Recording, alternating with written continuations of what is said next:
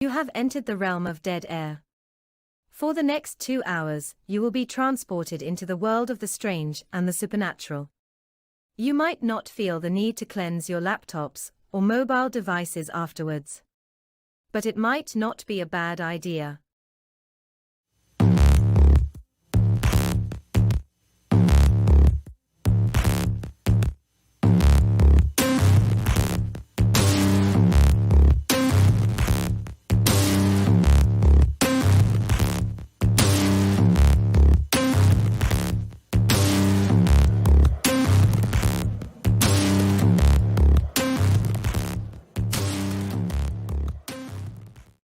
I'll tell you what I do get a kick out of. The font, I don't know why, but it reminds me of Atari. Yeah, there's a method to the madness. I love it. Good evening, everybody, and welcome to Dead Air Live on the Dead Air Full Spectrum channel. And wow, here we are again, Sunday. These weeks are just flying by. We're going to get into the summer. It's getting hot already here in Florida.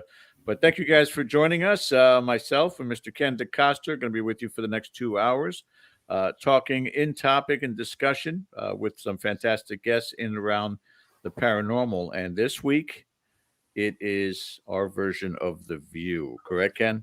That's correct. We're going to do something a little bit different this week because we kind of try to rise above some of the more controversial elements of the paranormal in terms of personal kind of relationships. But listen, it's a hot topic and it's something that everybody's talking about.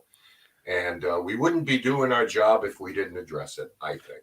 Make sure you guys hit that subscribe button. Also, the thumbs up for this show and every show that you see here on Dead Air Full Spectrum channel.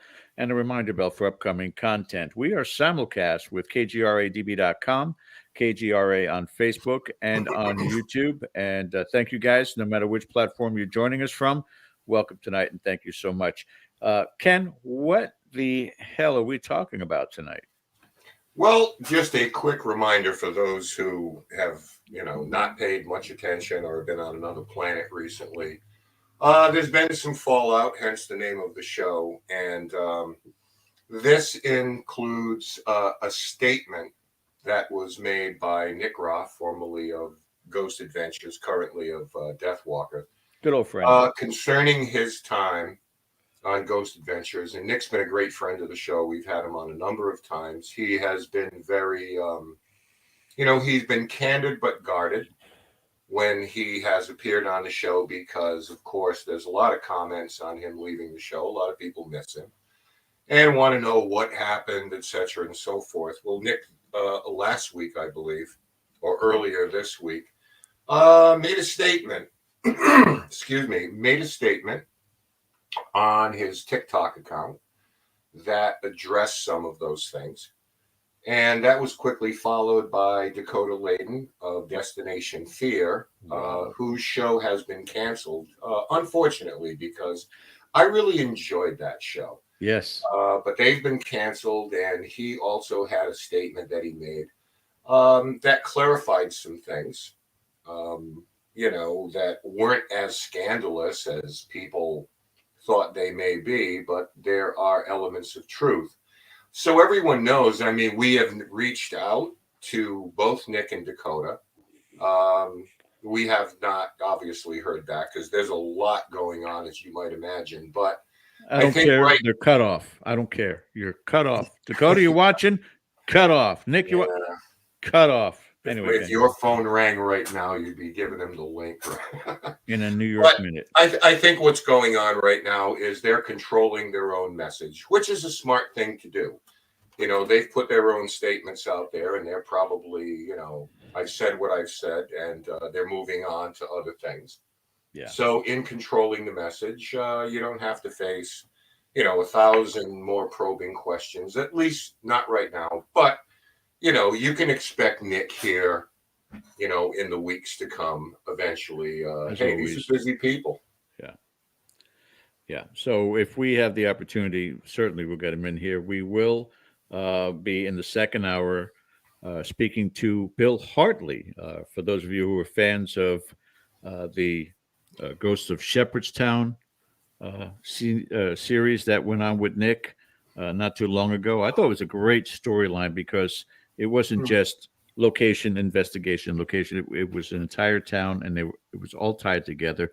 It was kind of neat. It was almost something that you'd see on Netflix, you know, like Stranger Things kind of thing. So it was interesting.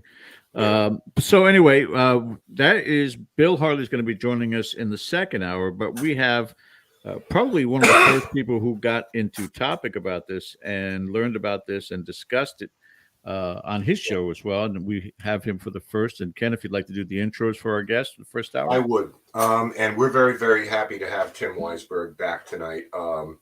Because he is probably much better equipped to discuss the ins and outs of network television, because Tim is the host and co-creator of Spooky Southcoast, one of the world's longest running radio programs on the topic of the paranormal. And he's also worked as a writer and researcher and producer on popular paranormal television's Ghost Stalkers, Ghost Asylum, and Haunted Towns. And he is also a regular on-screen commentator on Travel Channel's Hotel California.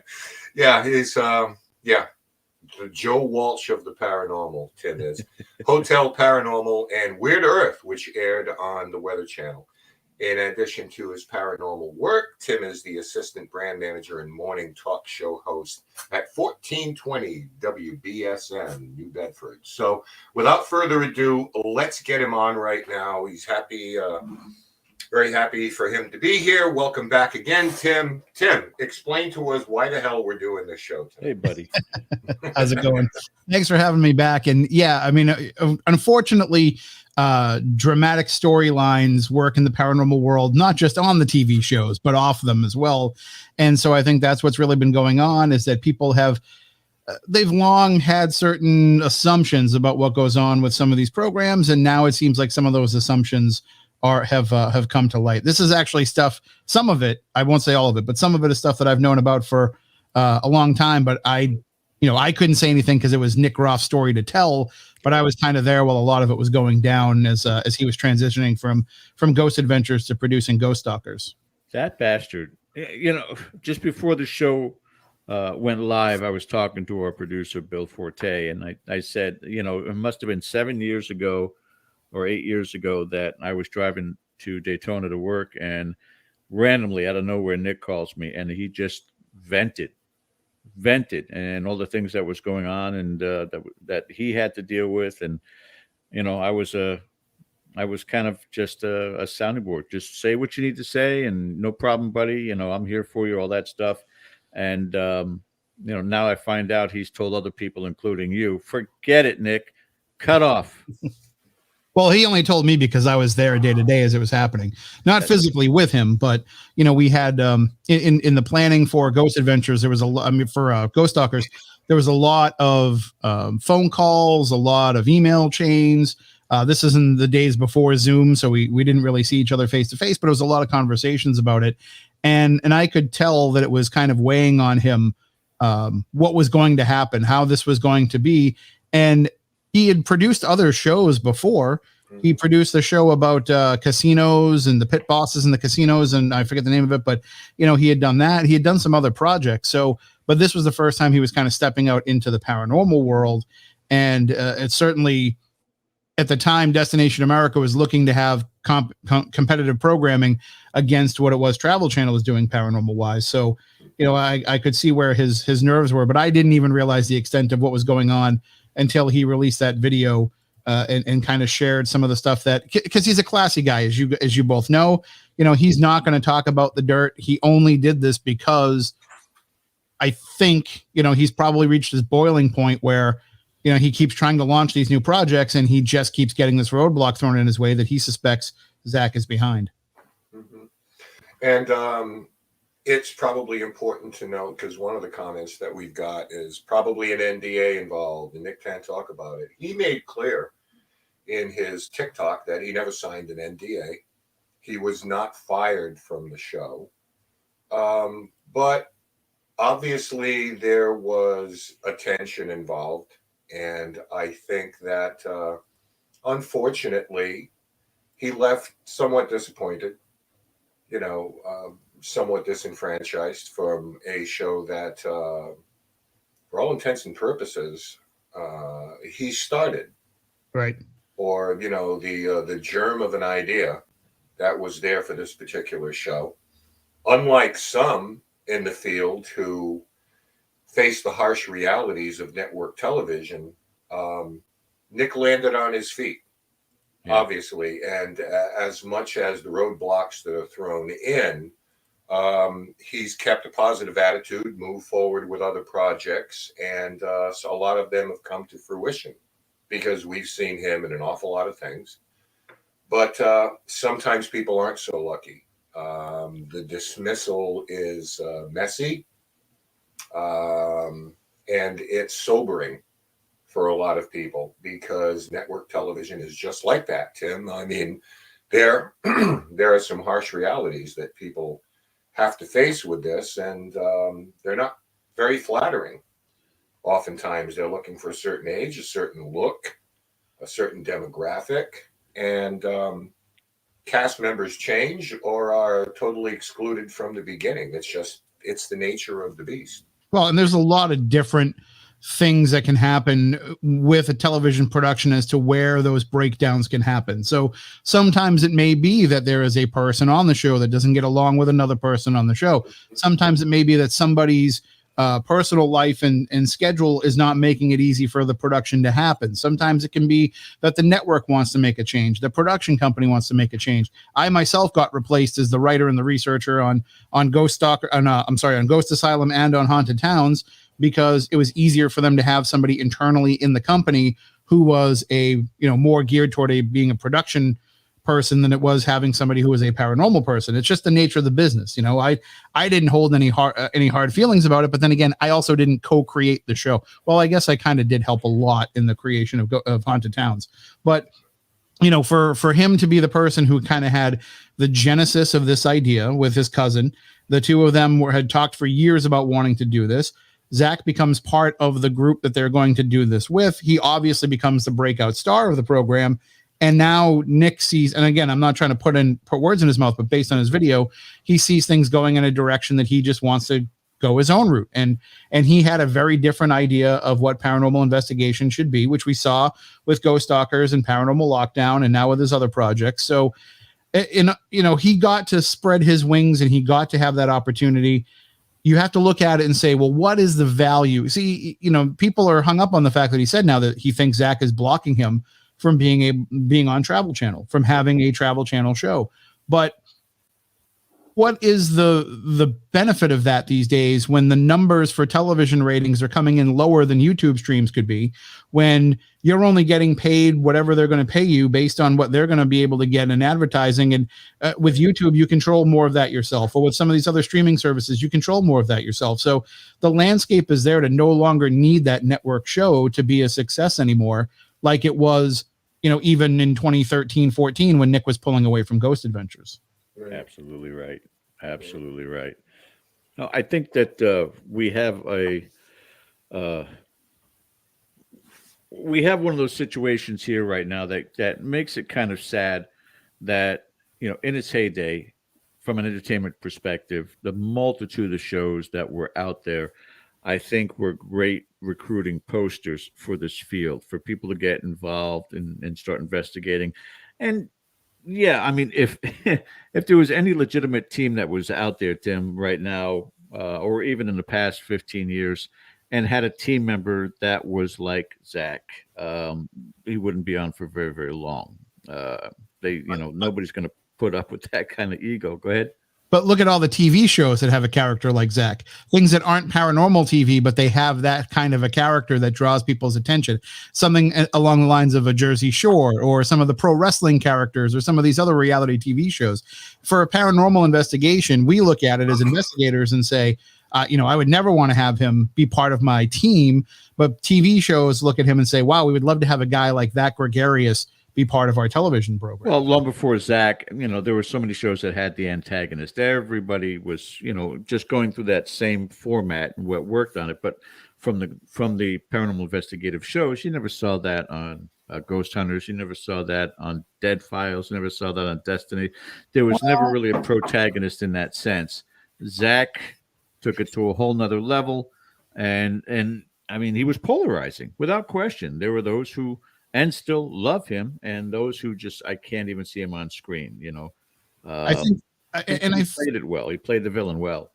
I think there were attempts at that in some of the, like, if you look at the early seasons of Ghost Hunters, they definitely had like everybody filling a role, and they had the side drama. Like, does Jason's wife want his team to have the trailer out in the yard where they all meet for their meetings? And, Brian and his girlfriend, are they going to last? And like, they had all those little side drama things that they tried to do.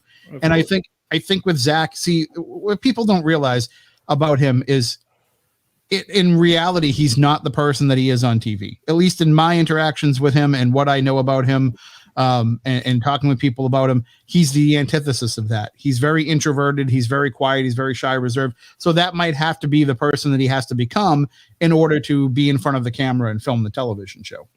Yeah, and I mean, a lot of people talk about folks like yourself. You've been mentioned tonight. Our friend Jeff Belanger has been mentioned tonight.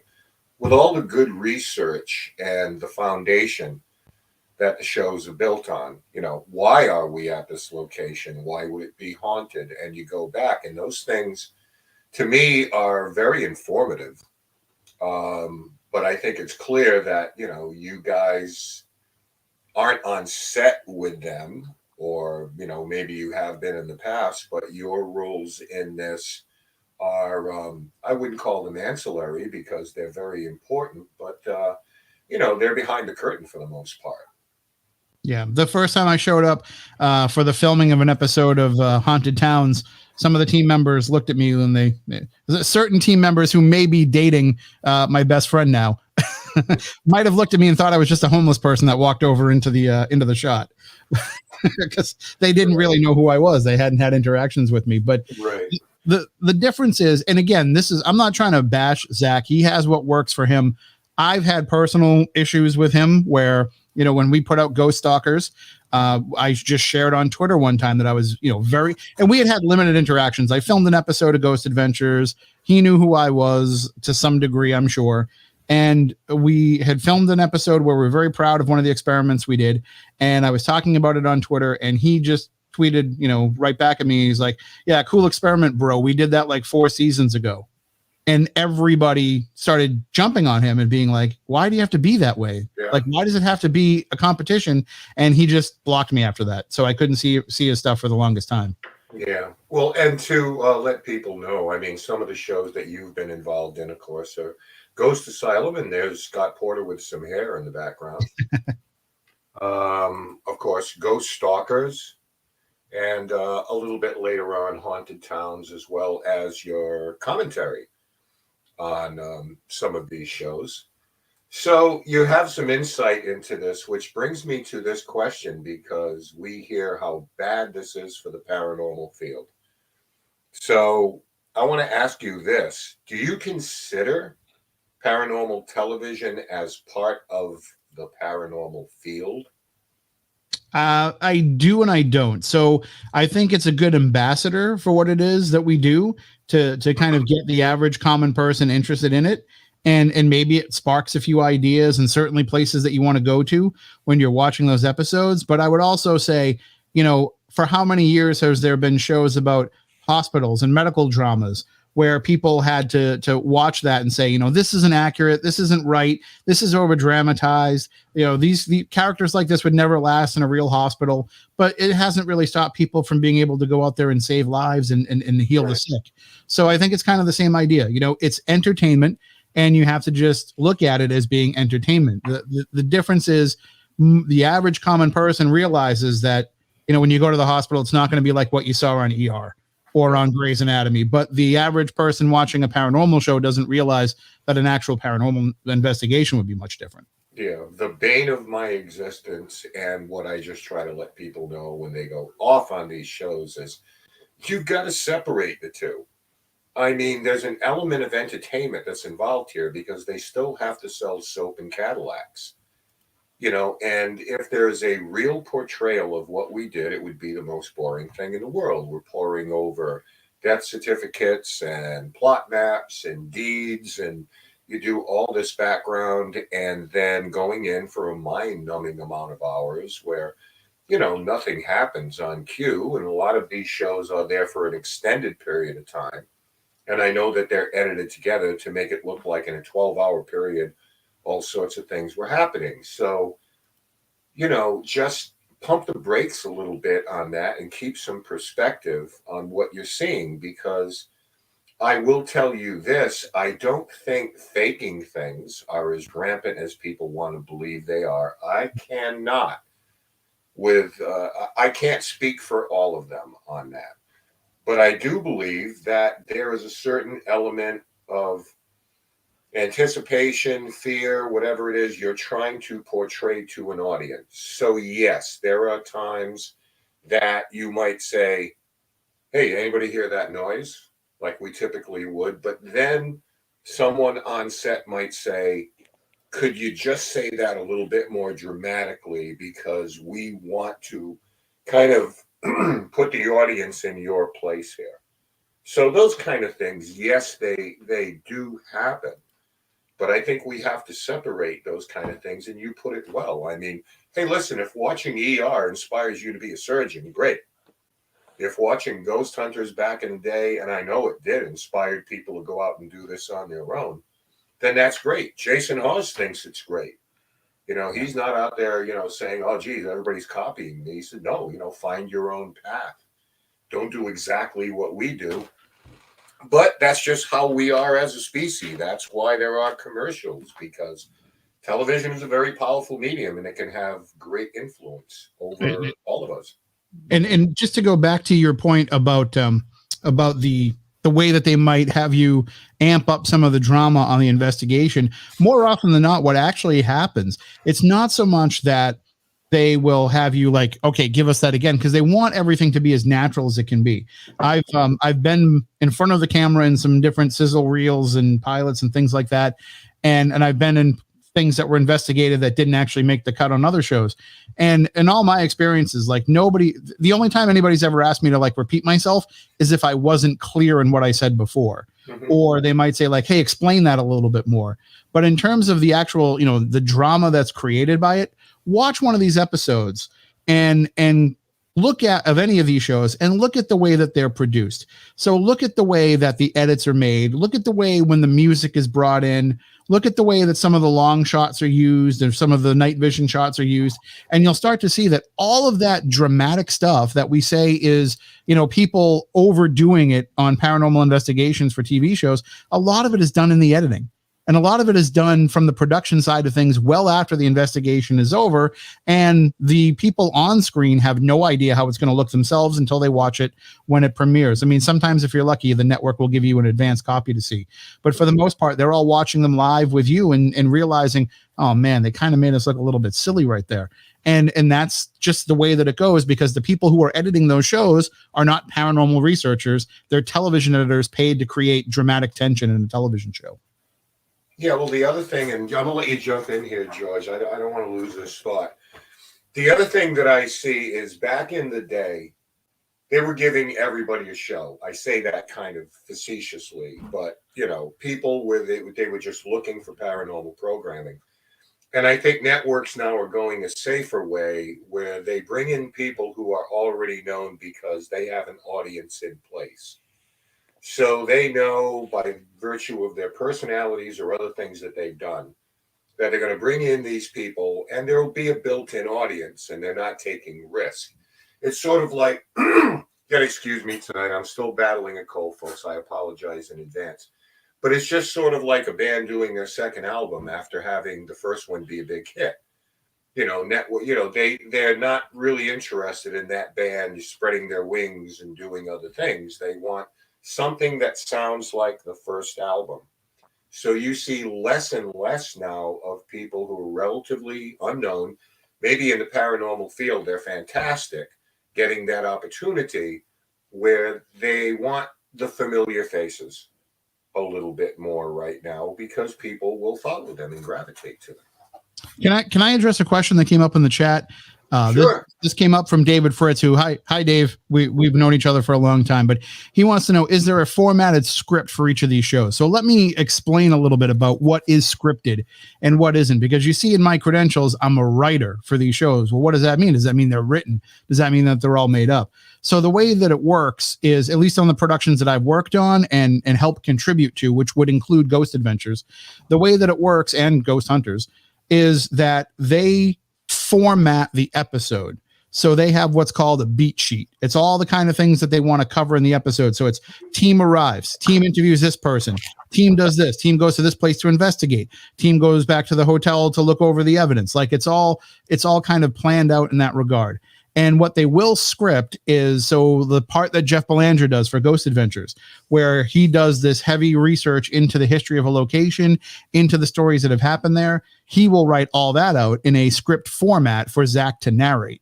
So all of that stuff is scripted. But all of the shows that I've been a part of, when it comes to the part where they get to the investigation, none of that is scripted. There'll be like maybe some notes to say, maybe try this in that room. And that comes from somebody like me, the researcher who has gone and seen what other people have had success at in that location, or thinks what might be going on in that location based on some of the stories they've heard.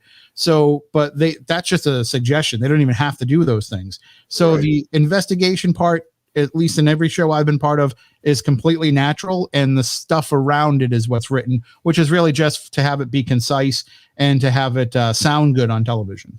Yeah, voiceovers. I mean, on Dead Air, I do a show called Extremely Strange. I do a narrative. I read that into a mic. I'm not that quick, and I'm not that smart, folks.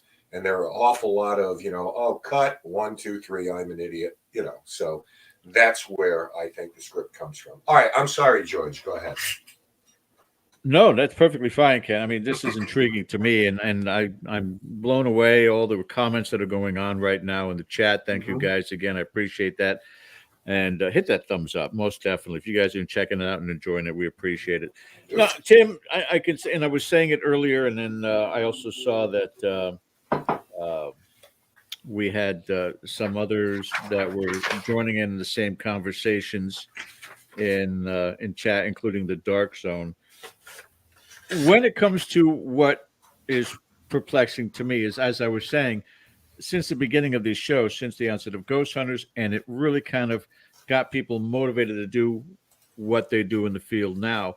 Anybody that emulates what they see on the shows in a quick enough time are going to realize taking what is good from those investigations on TV and applying it in the field, what works for that. Case in point, one I always bring up and it always will stick in my craw was Villisca Axe Murder House, and Zach in pitch black darkness is laying below an axe that's sitting on the butt of the handle over his face, and he's saying, "If you're here, drop this axe on my face." And I was livid, and I think the very next Dead Air show, I voiced this and said, what if there's kids really, just fascinated with the paranormal, fascinated with the shows, or idolize Zach, and this guy's doing this on air, that people could sit there and some kid's going to come up with the brilliant idea, drop an axe on my face. So my point is, with regards to this, is we filter out as we're investigating and we see things on TV, we filter out, that's not really, you can't use that, or the procedure or the equipment doesn't work, whatever it may be, we pass that. The problem that I have now is, I always said it's a great recruiting tool. What happens on TV now, as you said, it extends to YouTube and Facebook and all the other social media platforms where investigators are going out and they're recording what they're doing. It's great. But you look at what Nick is speaking of right now, and what's happening is he's losing his livelihood, also his creative outlet, at least from a network standpoint. Now he's switched to YouTube like many of us have. But I wonder now, Tim, as even now Dakota Layden jumping in, because Destination Fear has finally been canceled, that these opportunities that are out there and these great shows, and again, the gossip part of it is Zach, feels a little threatened by certain shows or certain teams or certain investigators, and he doesn't want that to appear. on the travel channel that he apparently commands. And is it not cheating this field? I don't care from the aspect of, I'm going to learn a lot from this paranormal show. It's a form of entertainment, but what it could bode for the paranormal field moving forward, the absence of those additional shows, just I think leaves a very, very empty gap there. Would you agree? Yeah, well, I think that moving content off the television format will be hugely beneficial for the paranormal, and that's happening everywhere. That there's new ways to deliver content to people than just going through a television network. So, and I do want to take exception to one thing, because I've been hearing a lot of this stuff about, well, Zach doesn't want Destination Fear on the network anymore because they're becoming more popular than he is. He's a producer on that show, right? So it only benefits him, even if he's not currently, he was in the past. It benefits him for them to be popular. It puts money in his pocket for them to be popular. So I would kind of dispel the notion that he wouldn't want to see them become popular. But that is kind of the mindset that people have. If you look at the way that things have been done online, things like what the gang has been able to do with Haunt Me from up in Maine, or if you look at what the Newkirks were able to do with Hellier, like, you're looking at people saying we have complete control over the content, complete control over the narrative and how we want to have it presented. And now you can get these different approaches, which isn't this homogenized, idea of what a paranormal investigation is. And I think the more of that there is, the better off people will be at learning from them. The downside of it is all of these content creation formats have also led to, all the clowns that are on TikTok that are, breaking into private places and who are, purposely trying to rig things so that they get more views and so they make more money off the platform. So there's just as big of a downside to that as there is an upside. And keep in mind, everything that you're complaining about that the TV networks do to the paranormal in terms of how they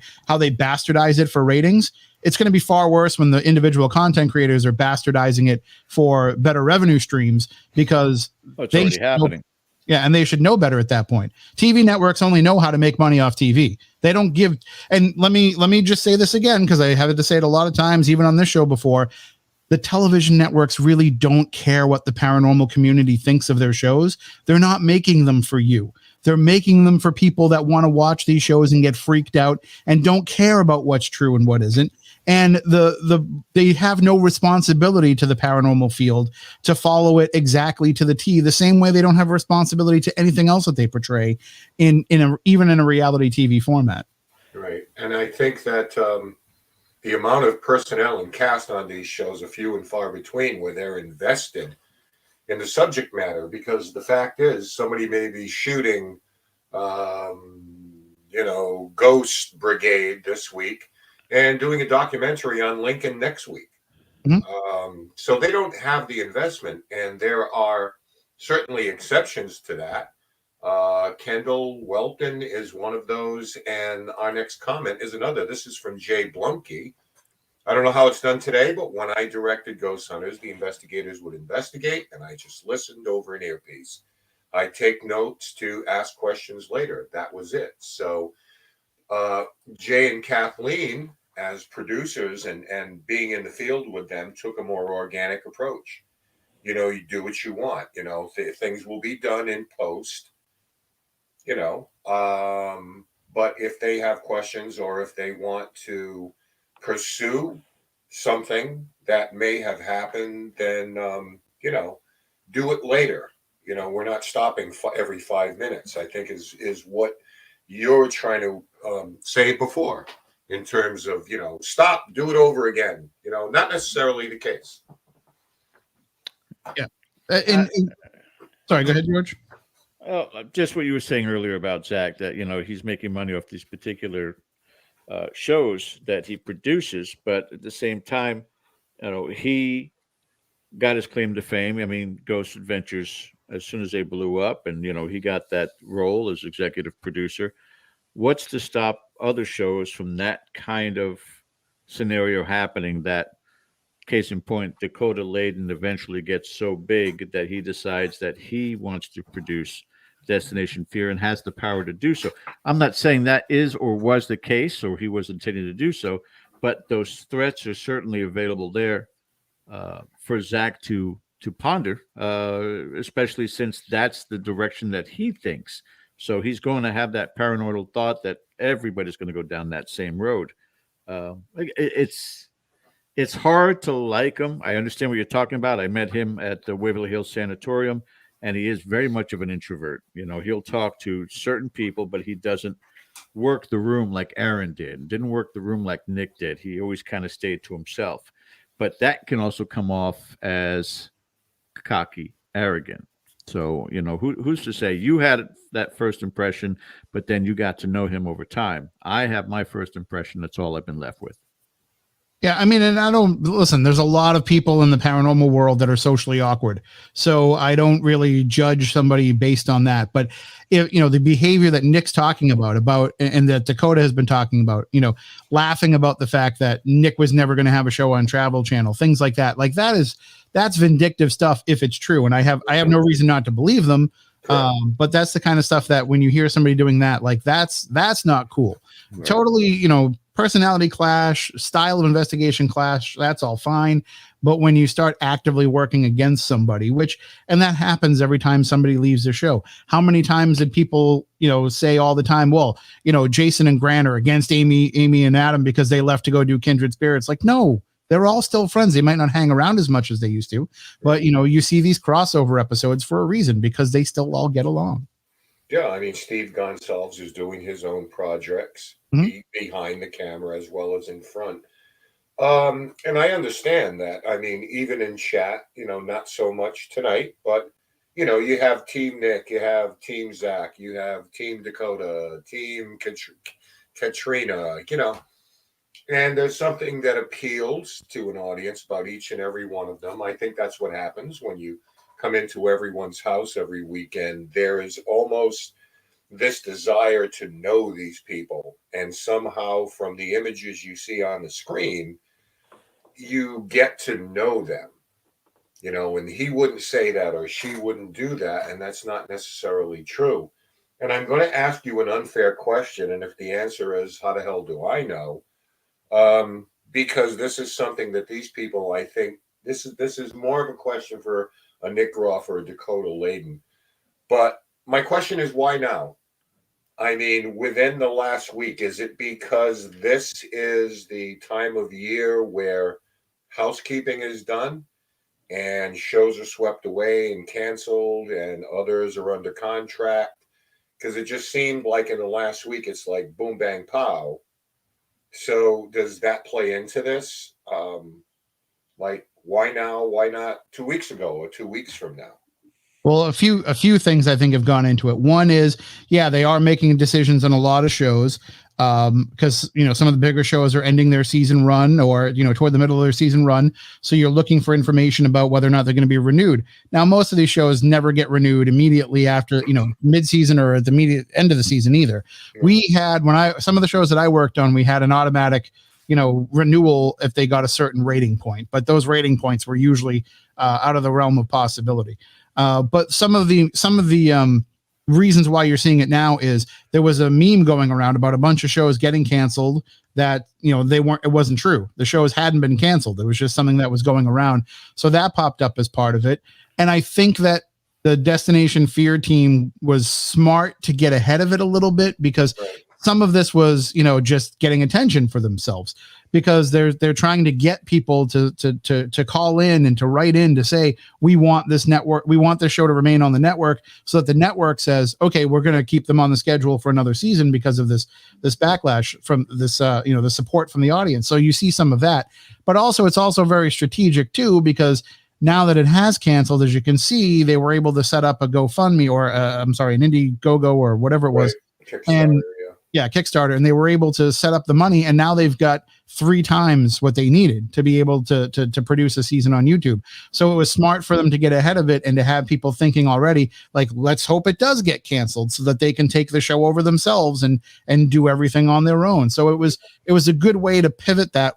Whereas we've seen, because you've seen just the disappointment that happens with people when their favorite paranormal show is only going to be on Discovery Plus. Oh, what do you mean? I got to pay $7 a month to be able to watch my favorite show. All those years I supported you, and now you're taking the show away from me. So this way here, you're already softening the blow to say, we're going to have this in a different format and a different style, and it's going to be better. Yeah. Well, I know that Amy Bruni has said some cryptic things, a couple of cryptic posts that make of it what you will. Well, she's no, but I just think it's probably decision time now, and everybody's in a little bit of a, a holding period. Yeah, she's been very upfront about the fact that, every year they go through this and they're never guaranteed a new season. So they always have to wait and see what the network wants. And I think what you see with Amy is, her trying to be, and she's in the position too, where she's an executive producer. So she is in those conversations at the higher level more than just a cast member would be. And you're seeing from her exactly why, when people are asking her again and again and again, if you're coming back, she's trying to explain to you why she can't answer that question at this point in time. Yeah. One more comment from me, George.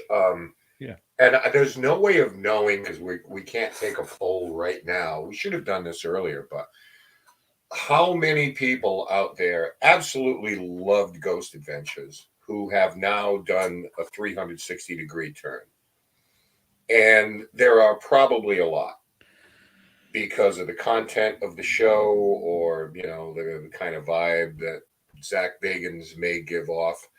Do you think that people are becoming connoisseurs of paranormal TV now? Are they a little bit more discerning, maybe a little smarter, that all of this that happened in the last week was just a culmination of the way a lot of people felt? Because we hear a lot of not so nice things about Zach Bagans based on I'm going to say the word character on television.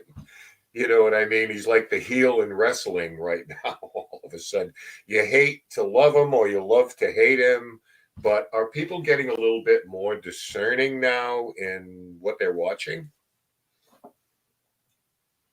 I think that really the average person who watches, say, Ghost Adventures is probably just getting burnt out on seeing too much of the same thing, because they've had 15 seasons now. So it's more of a matter of you've got to keep pushing the envelope to keep people interested and to make it seem like you're not repeating yourself. So that happens with, like, look at The Simpsons, when they say The Simpsons have recycled story ideas because there are only so many story ideas out there. So I think you're seeing a little bit of that, and that's going to cause a backlash with some people. That's when they're going to say that Zach is sold out, because, they've already done that and he's just going back to the same well again. I mean, I do that all the time when I go to investigations, right? How many times, Ken, have we gone on an investigation? We've done, well, we tried this here at this place and it works, so we're going to try it again at this place. So I think you're going to see a lot of that. I think the problem is, again, I don't think they're making these shows designed for a paranormal investigator who has done this themselves, who has gone out and done it on their own for many times, is going to sit there and watch every single episode of the show. It's designed to be something that you put on and you watch because you get sucked in, and then maybe you watch the next episode of whatever is coming up after that. And that's the idea. This is not supposed to be, the very definition of the paranormal community. Right. And as Ken had mentioned earlier, and you as well, Tim, that the majority of these networks aren't really focused on the paranormal community. They're focused on a fan base out there nationally, and in some cases globally. Perfect examples, two particular events at the prison in, I'm going to draw a blank in the middle of the show. I apologize, ladies and gentlemen, but one of the events that Ghost Hunters had, they wound up raffling off the plumber's shirts off of Jason and Grant. And the woman who wound up bidding for it bid $5,000. Wasn't that Zach, George? No, that was about 3 years later at Waverly Hills Sanatorium. That the shirt off his back was auctioned off for $2,000. These are not paranormal investigators, because we can't afford that kind of money. So that tells you right off the bat. These are show enthusiasts who are going to these events. They want to live vicariously through these celebrities, not necessarily the investigators, because you can pretty much guarantee in any of these locations where they've had a huge gathering, there were some good investigators that were there as well. But they are not TV personalities, and the TV personalities, and when it comes to Aaron and Zach and Nick, were bigger than life. They're all three of them over 6 foot, so they were bigger than life to a lot of people out there, and they did have an incredible following. But for us as investigators, I think we all watched all the shows to see evidence collected, procedures that were constantly changing, and of course, locations. Is it near to me that I can get a chance to go to investigate? I'd really be curious to see how this would go about. Or I've been, a case with Ken, I've been to Lizzie Borden House multiple times, so I'm going to watch this episode where they're going to the Lizzie Borden House and see what they catch. And I know in my experience is the same, I'm sure, with Ken, the same with you, Tim. If you've been to a place and then you see the shows and, oh my God, what's happening there? And you're like, no, no. It's not the case. Rolling Hills Asylum downstairs, it was Jay and Grant in the basement, and this door kept shutting. The door shuts. It's just one of those. It's a heavy door that closed on its own. It's got a spring. But the way they were playing it, and they have to for the camera, I understand that part of it. Ken, do you want to run through these questions that are building up? Because some of them are directed particularly to Tim, so I want to make sure that we can. We got about 10 minutes with Tim. Some of these are just statements that I think are interesting. One that comes to mind immediately, Sarah Yusuf, our friend, says the paranormal doesn't pay. How are these people supposed to balance the need for money and content integrity? I think that this is a good time to get into this notion that people are getting rich beyond their wildest dreams because they're on television, and there are very few who are. And you can speak to this, Tim, because you probably know the same people I know, and perhaps George knows, that suddenly they're not on a TV show anymore, and it doesn't necessarily mean they were recast. They left because they had families to feed and, a car payments or a mortgage or rent to pay. And they had to make a decision when they're not just relying on themselves and there are other people important in their lives, and they just, I have to leave and go make a living for myself because I'm not making $50,000 an episode here. Let me give you a list of all the millionaires in the paranormal. Zach Bagans. I mean, that's the only one that I can tell you, and that's only because I've seen the news reports of the contracts that he signed with Travel Channel for not only his own show and for production of them. I'm sure Jason's probably doing all right too, but I mean, this is not something. And keep in mind, why did they make that money? Not because they're the stars of these TV shows, but because they're the executive producers of these TV shows. That's where the money's really made. And so what you're seeing is the people that are on these TV shows. So let's just say, and this is why I haven't gotten involved in certain productions, because they say, okay, we want you to go off and for 6 weeks, we need you to film. Well, if I take 6 weeks off my job that I really like, I would lose my job. And then I am taking a chance at this show, and then I have to live my life hoping for a season 2 renewal, because otherwise I have no other income and I have to go get another job and start from scratch. Mm-hmm. So you're asking people to give up a lot to go out and be part of these shows. So you've got to have somebody who is willing to take that risk. And what you see more often than not is people living that lifestyle. It gets to them, and it makes it hard to plan. It makes it hard for them to have a life where they can have a family and take care of that family, because they don't know if that renewal is coming up. And then why do you see these people at so many conventions? Well, because they might get paid a couple of $1,000s that they can put in the bank to have money when they don't get renewed. So there's all of these little things that people have to do to make this a go full time. Most people cannot do that. Believe it or not, they have the same needs as everyone else out there, and if you're not cutting it in what essentially amounts to a part-time job, unless you're getting paid as a producer and talent and about 5 other things, it's not going to work.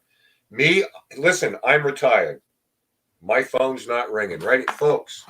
I've got nothing to do. I can take off. When the phone doesn't ring, that's the network calling you for. I think that's pretty much how that goes. Let me say this too, because I think that I don't want anybody to feel like even going out for those 6 weeks is enough to make your year. It is not. I got paid more money as the researcher on Ghost Stalkers than Chad Lindbergh and John Tenney got paid as the talent. They were furious when they found out how much I got per episode. And I will also tell you that my pay as a writer and a researcher and a producer went down from each show that I worked on. Instead of getting more money each new project, I got less and less and less. Carrie Hopper had something here. Tim, maybe you can speak to this, some kind of inside baseball. Regarding the Velisca stunt and even some episodes where DF had potential intruders in locations, isn't there insurance on the, quote, talent or security where they can't be endangered or injured? Yeah, I mean, nobody's legitimately sneaking into a TV production. Jay can probably speak to it. They have them pretty secured to make sure that nobody's wandering in. And in terms of the stuff that might possibly be dangerous, I don't really think that there's a lot of really dangerous positions that they're intentionally putting themselves in. That scenario that George was describing with the axe, I'm sure it was well under control. That was happening, but you do have the ability to, twist your ankle in the dark, fall down, break your leg, all of those things. But we understand this though too, Tim. The viewers don't know that it's safe. Right. They're just going to emulate what they see. What? Nobody buys fake news these days? Go on. It's the same thing with, how many times has pro wrestling been dragged through the mud because a kid tries a move on a sibling and breaks their neck or something. So, sure. You have to kind of have a little bit of that don't try this at home mentality with it. And you can't be responsible for people doing everything that they see on TV. Yeah. How many wrestlers have been stabbed by old ladies coming to Never happened to me while I was a ring announcer. Thank God. What else we got there, Ken, for questions? Just a couple of comments from Deborah D. Alluding to Zach's museum. The museum was borrowed idea from John Zaffis with BS for Drama. I would probably say the Haunted Museum has a long legacy that, kind of predates John because his aunt and uncle, Ed and Lorraine, had theirs. And there have been others, museums of the bizarre, the Mutter Museum, which, more medical than anything paranormal. But oddities and things like that go back a long way. You can go all the way back to P.T. Barnum. He had that museum in New York that burned down. There was obviously there were all kinds of traveling sideshow stuff that was going on in the late 1800s. I mean, people have wanted to see this kind of stuff for a long time. Yeah. Well, but Zach, listen, to his credit, he can go out and buy houses or buy cars and do those kind of things. We all know that he was rumored, and I don't know if there's any validity to this, when the Heinzens put the Conjuring house up for sale immediately. Zach Bagans I heard Zach Bagans is going to buy it. And you know how that's like a baseball trade rumor. Somebody floats it, and the next thing you know, everybody's on the watch waiting for it to happen. So, I don't know if that was ever a serious thing. I don't think it was. I don't believe so either. And finally, our dear friend, my paranormal wife, Erin Bush. Do you think that the content could be different if the networks did care? I guess we have to define care, Erin, because I'm sure they care. Right. I think it's so I think she's referring to when I said that they don't care about, the paranormal community being satisfied by what it is they're seeing. And I will just say this. I saw a comment in there from somebody who's somebody else who said, I do that there was disagreeing with me about how many people that are watching these shows really are from the paranormal community. Cause she said, her and her friends are all watching. Go to a big Paracon. A big Comic-Con where they also have paranormal guests, and look and see like all the Marvel people and the Walking Dead people and all that. And then they're also going to have some paranormal folks that were probably the bigger names in the paranormal, but see how many people are in their panel discussions as compared to the others. And you will get a better idea of just how small of a portion of the entertainment audience the paranormal. I have seen that at Rhode Island Comic-Con, Tim, and you probably have too, where they had Paranormal Alley, and then they had The Walking Dead, or whatever it was, Game of Thrones, or William Shatner was over there, and it wasn't like they think. So we've got a couple of minutes here. And this from Android Paranormal. Do you think the GoFund campaign for Destination Fear Team offering a season for only 35K further will cause the industry to offer less money to investigate for shows or no effect? So I'm going to leave this up there because I'm going to ask you to part us by answering this question. What effect is streaming having on cable right now where people can create their own content? I mean, this has been a big deal now. And our friend Jay Blunky, for example, it's like I control the content, what I want to put out there, and I don't have this sort of Damocles hanging over my head like the networks do. I think it kind of, in one way, it kind of forces them to up their game a little bit on television because people can find this content and enjoy it, and it will certainly change the monotony of what you've been seeing on television. But I also think too that the streaming audience right now is far more limited than it'll be in 10 or 20 years. When the people who are sitting watching these shows on TV are 45 plus. Like that's the main demo for a lot of these shows, and they're not really getting into the streaming stuff. As that changes, as you know, the next generation becomes that older people that they're targeting for their income level, which is what they're looking for in these these demos, then you'll see streaming have even more of an effect. But in terms of offering, being able to produce a season for 35,000 compared to what it might cost, a television show to be produced, it's apples and oranges to some degree, because the people who are working on these television shows, a lot of times they're working with union people. And if they're not working with union people, they're working with people who are, professional videographers.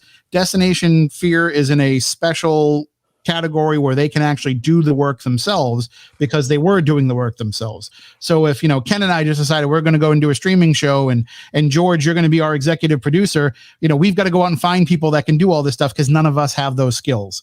Whereas, it turns more into, with being able to do it yourself, you're going to wear many hats, so that will allow you to need to bring in less money to do it. Well, Tim, if I was your executive producer, I'd make you stay for the second hour, sir.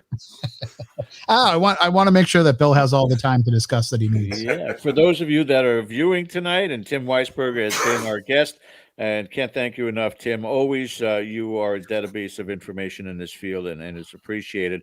When we come back on the other side of the break, guys, you love Ghosts of Shepherdstown, one of the stars, and he's got his own story with regards to what's happening with the networks. Bill Hartley will be joining us on the other side.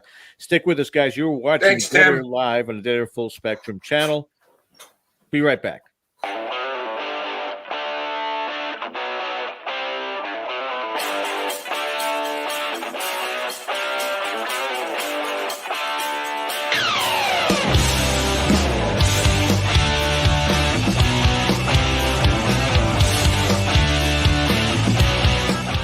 Hey members, the new KGRA DB app is now available on iOS and Android devices. Gain on-demand access to any KGRA DB programming. Download any show directly to your mobile device to listen or watch on the go. Go to the App Store and search KGRA DB.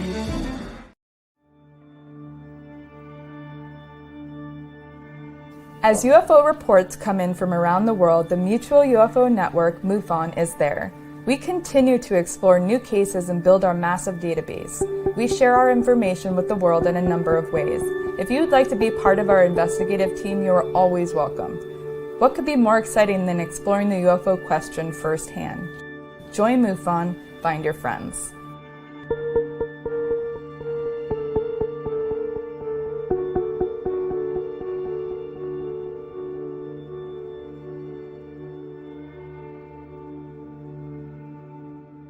Did you know 75% of Americans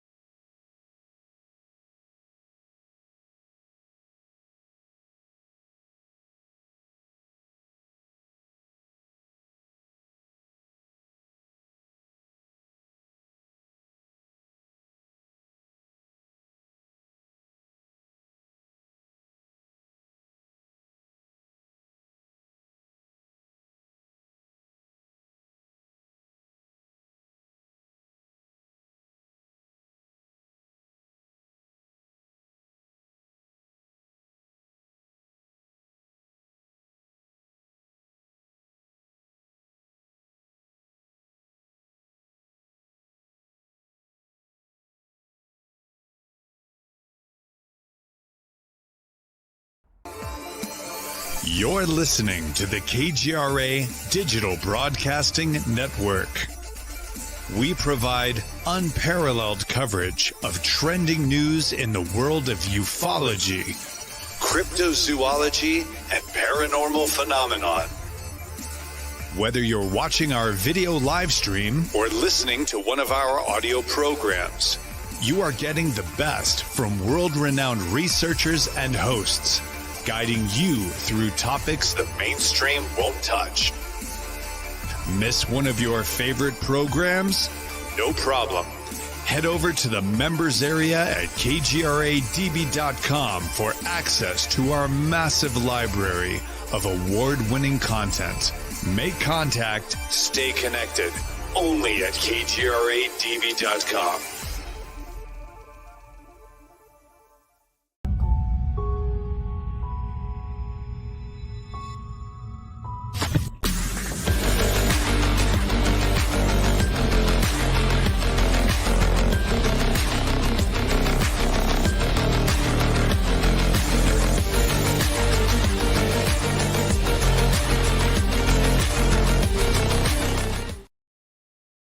We are part of that massive library on kgradb.com. Make sure you guys do check it out. Don't forget also on our channel, Data Full Spectrum, to hit that subscribe button. Definitely share, especially for this particular show and this particular topic. We appreciate you guys again for joining us for the second hour. We're talking about the fallout, all of the information that has been moving around social media with regards to a Q&A that was presented by Nick Groff, a follow-up also from Dakota Layden, what happened with Destination Fear, and from our very next guest, this gentleman, who was one of the stars of the show Ghosts of Shepherdstown, who, again, I compare it akin to Stranger Things, how it just all kind of came together. It was an amazing, amazing story all the way through. And we really enjoyed everything that went on. He pretty much was the tech guy on the show, along with Elizabeth Saint and Nick Groff. Please welcome to Dead Air, Bill Hartley. And Bill, thank you for joining us tonight. Hey, Bill. Well, thanks for having me. How are you guys doing tonight? Hanging in there, man. I mean, it's been a very eventful week, hasn't it? It has been. It has been. Welcome to the paranormal, right? Right. Bill, another drama. You know how it goes. Well, Bill, you're joining us for the first time, so let me add my welcome to Dead Air for you. Obviously, we're getting into something here, and let me just start off by asking you a little bit, since your run on the show ended, what has Bill Hartley been up to for the last few years? Working. Been working. That's all I've been doing. Since the show and everything that had happened, I almost kind of lost the taste for investigating, and with our move to New York from Maryland, it's hard to form a new team and find the right people. So I just kind of gave up, and I'm just working a normal 9 to 5. Excellent. It's something that we were just talking about in the first hour of the show. How weird is that? Yeah. Still got to pay the bills no matter what, my friend, right? Gotta pay the bills, absolutely. And I was listening in to the first half, some of it, and he was completely right. We don't make a lot doing paranormal TV. In fact, with season 2, I had to talk to them because they were trying to pay me less than what I was making at my 9 to 5. So I was like, I can't give up this job to come over and film this for a couple of months. I can't live on it. Right.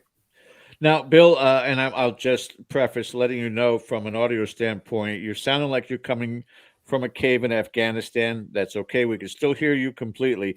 But okay. What you could do for us and for the audience, particularly anybody that missed what you had put out there, if you want to paraphrase it or you still have everything together you want to talk about, what transpired, your experiences with regards to the network and certain people who were in power. Well, yeah, absolutely. Well, for me, like I said, we were told almost immediately after season 2 that, look, we're going to do a season 3. Just stand by. We're going to get everything working and everything else. And then, of course, then we heard the merger was happening between Scripps and between Discovery, which was kind of like, I guess, the nail in the coffin for us, because then it kind of put a certain investigator TV host into the same arena as us, basically. And we were told for a long period of time after the merger that we're still working on it. But then we started getting calls. I mean, my wife got a call from somebody down in Louisiana who was a good friend of hers, who said, "Look, they're doing a recasting of your show down here." And she's like, "What are you talking about?" She said, "Well, they're recasting for Ghost of Shepherdstown down here, and they're telling us not to let the main cast know. They can't have any knowledge that we're doing this." Wow. And my mind, I'm always thinking, I'm like, well, I knew for a fact that, because they had said many times that if the show continued on, that we'd eventually move on to different towns. Hence the reason why they called it Ghost Up, because then it's easy to just drop another location behind that. Yeah. So my first thought was, well, maybe they're casting for like the somebody else in the show, not the main cast. And like, it would make sense that if you're going to be in another location, you would have a different historian, maybe a different psychic, things like that. So at first I just kind of brushed it off, but then I started hearing it again. And then one of my cast members actually heard from somebody down there as well. So we went to our production company, and we're like, "What's going on?" And they're like, "Oh, nothing's happening. No, I don't know what you're talking about. Yeah, we're doing some casting, but it isn't for what you think." And then eventually they finally came down to us and said, "Look, yeah, we're recasting you guys. We're moving on." And of course you ask why. I mean, why would you? I mean, you were always saying all the way up until a few months ago that we were coming and filming wherever the next location was going to be. And they flat out said, well, one of my producers, one of the people from our production company said to me, "Look, it really boils down to the fact that Zach has an issue with Nick, and he doesn't want him on his network." And I'm, even saying it in some of the comments I've had over the last couple of days is, well, how can one person have that much influence? But it boils down to he's their tax gal. He's the person that brings in all the money for that particular side, and they decided, well, go ahead and just recast the whole. We talked, me and production, me and actually asked network, someone from network did the exact same thing, that it boils down to whatever issue there is between Nick and Zach. That's the whole reason why everything's going the way it is. In that meantime too, Nick also actually said, "Look, he's got an issue with me. We'll do one of two things. Recast me. That's, it's whatever," which I thought was a kind of a noble thing to do. He stood up for us. Or he said, "Let me get on the phone with Zach and we'll be mediated to somebody from network or something and we'll hammer it out." And they basically said, "No, we're good. We're just going to go this way." And that's pretty much where it ended for us. This is not surprising, I guess. And it probably not surprising for you guys either, because, even though, when you guys were well into season 2, you knew that there was that person lurking. And as I said earlier in the show, I had a phone conversation with Nick one day that he called me out of the blue, and I was more so venting, if anything else. He was aware of this 7-8 years ago, that this was going to come to a head along the way. So was there really a surprise to it, or you just said, well, this is, Well, I myself, I can't speak for Nick or anybody else, but I was a little bit surprised just because we were told all the way up until literally we started getting phone calls about them recasting us that we were going forward with season 3. We thought it was a long delay. It was a very lengthy delay, but we thought, well, the merger happened. They're doing this, they're doing that. They keep telling us everything's all right. So it was a surprise for me. I mean, it wasn't a surprise for me as far as my knowledge of the issues that had gone on between Nick and Zach. I mean, like I said, I won't go into details, but we've sat down many times and discussed it, so I knew the issues of what was going on with them long before this came out. And even after the show got canceled and everything else, I will be the first person to say I was an asshole and I put a lot of nasty stuff online. And that's my fault. I was bitter. I was angry. I admit it. Right. But at the same time, I had that knowledge, but I wouldn't put that out there, and I still wouldn't put that out there until Nick eventually came forward with his message, because it wasn't my story to tell.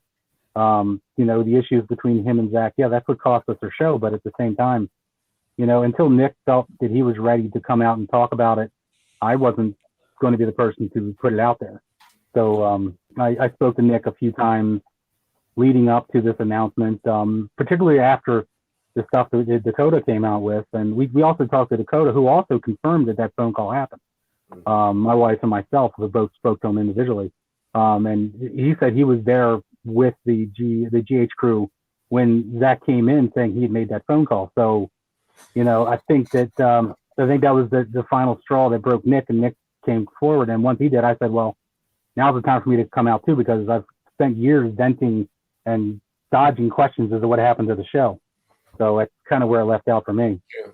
The thing is, what's kind of insidious about it, Bill, is that we heard Dakota say, no, Zach had nothing to do with the cancellation of the show. Nick has said, I never signed an NDA, nor was I fired. So the fact that all of these things are going on, and not that we're supposed to be privy to all of it, because you've got some personal business involved that the rest of the world doesn't have to know about.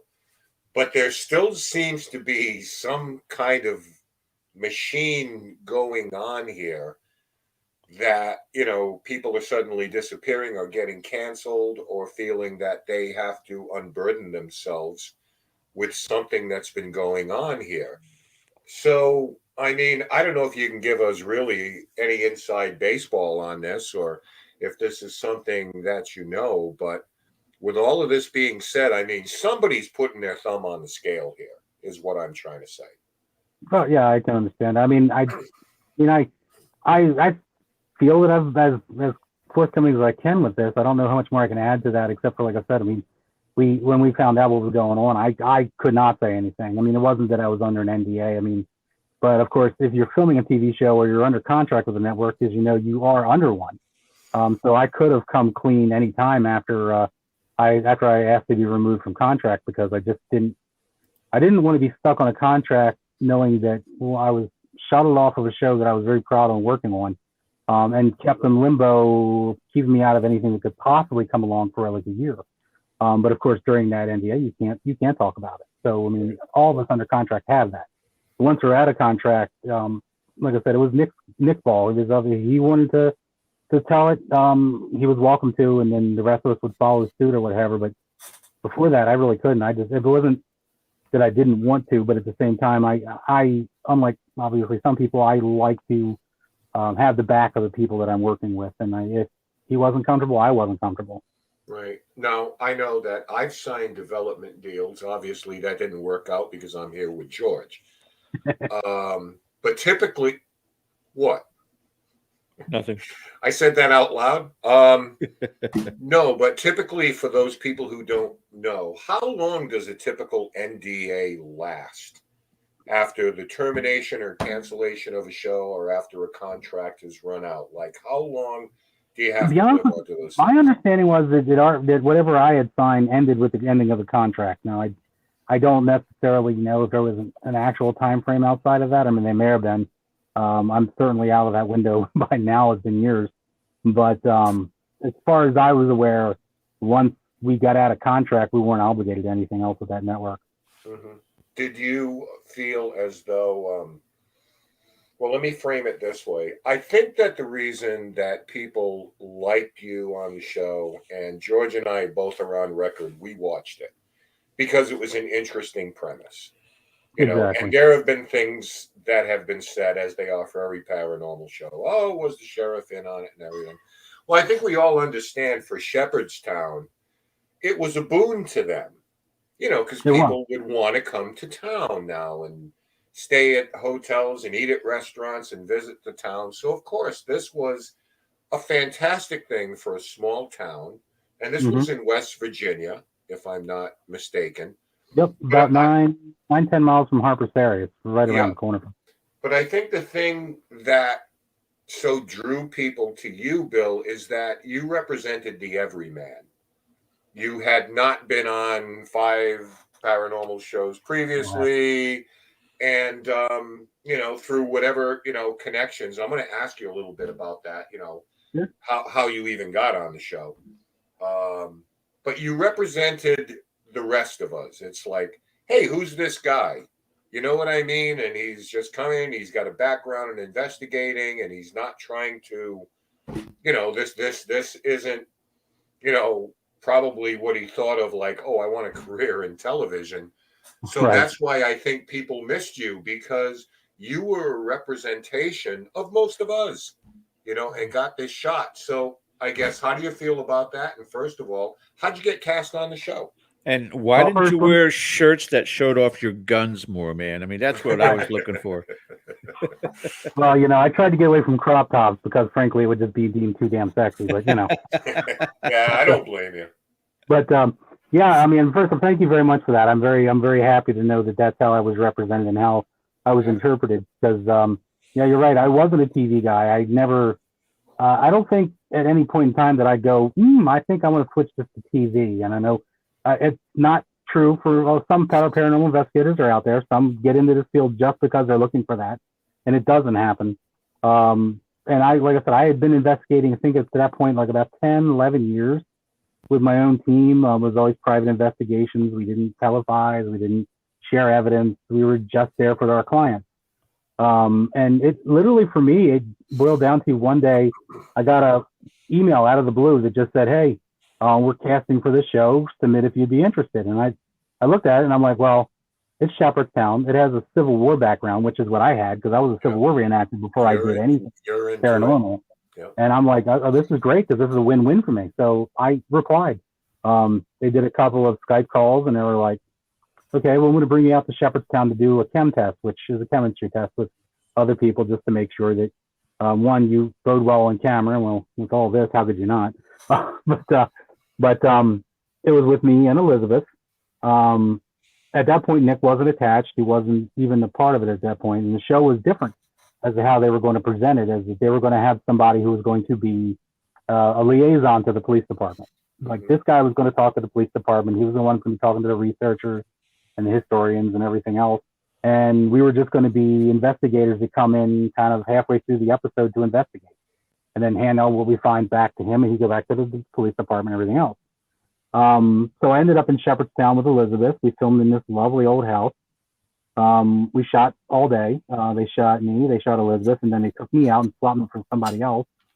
And they filmed for a while, and then they brought me back in with one of my team members from my team because they're like, we'd like to see you interact with another member or somebody who's also in the field. So a friend of mine wasn't that far, called him, he came out. And literally after that, a couple weeks later, I get a call saying, look, we want to use you for the show, and we'll give you the dates when we're going to start production. And that's pretty much where I ended up. Mm-hmm. Well, you complete the Trinity on this show because we've had Nick a number of times, we've had Elizabeth, and now we have Bill. So I think that speaks to the idea of what we thought about the show. But I'm glad we got you tonight because we got the trifecta now. Well, I appreciate that. I'm happy to be here. I mean, me and George I've done an interview with George before on a previous show he had. So George is not unknown to me. Yeah, we are back in the dead air over the telephone days. Yeah. So it's been about 15 years we've been doing this now. There they are. Okay. Take Look at those kids. Me with my stern look. Those kids. Yeah, I am again. Those young. I come across as serious in all the pictures, but I'm the biggest jerk during filming. I'm the one that cuts the jokes and everything else to a point where Network season 2 started sending notes back to production saying, when we do some OTF, can you ask Bill to put in a Billism, meaning just another smart ass remark from me. Now, please tell us, and I think somebody mentioned it in the chat too, that your interest in the field has not waned. I mean, I have all love and respect for the paranormal, and I would love to still be out there investigating.